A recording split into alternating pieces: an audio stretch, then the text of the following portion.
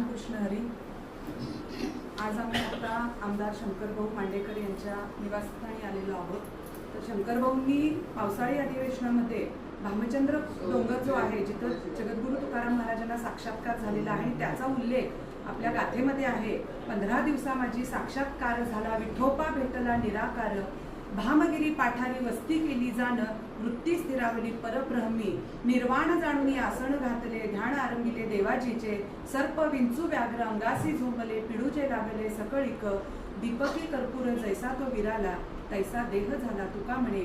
असं अभंगामध्ये आपल्या प्रत्यक्ष याचं वर्णन असताना सुद्धा आज भामचंद्राची अवस्था इतकी बिकट झालेली आहे।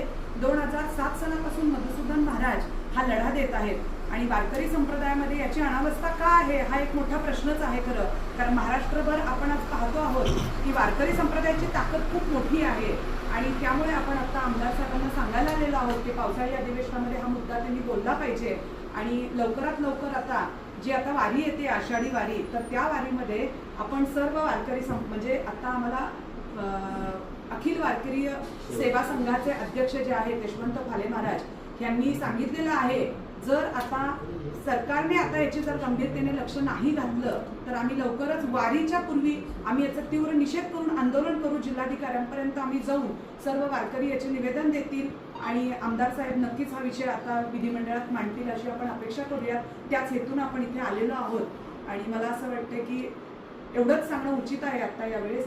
आणि संतभूमी संरक्षक संघर्ष समितीचे संस्थापक अध्यक्ष जे आहेत मधुसूदन महाराज ते आपल्यासमोर एक थोडक्यात मनोगत मांडतील। रामकृष्ण।